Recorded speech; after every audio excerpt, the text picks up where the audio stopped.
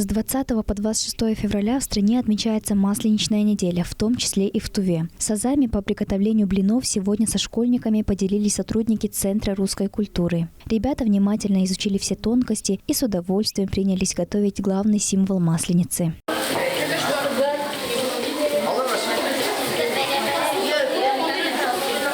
Как говорится, первый блин комом. Несмотря на это, ребята были рады своим достижениям. Такой мастер-класс особенно понравился девочкам, ведь он пригодится им в будущем. Там добавляется молоко, яйцо, сахар, соль и мука. Потом мы их всех сразу делаем, потом примешиваем, потом их готовим, потом едим. Потом у нас вкусно получается. Как отметили организаторы, на мастер-классе соблюдались все правила безопасности.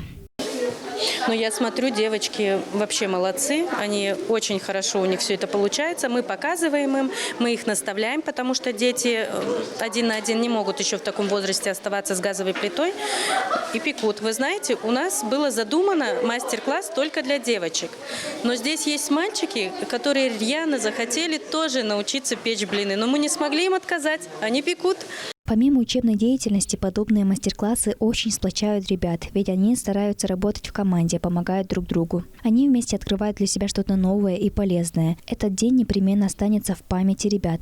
Айлита Оржак, Шолбан Монгуш, Пелек Оржак, телеканал Тува 24.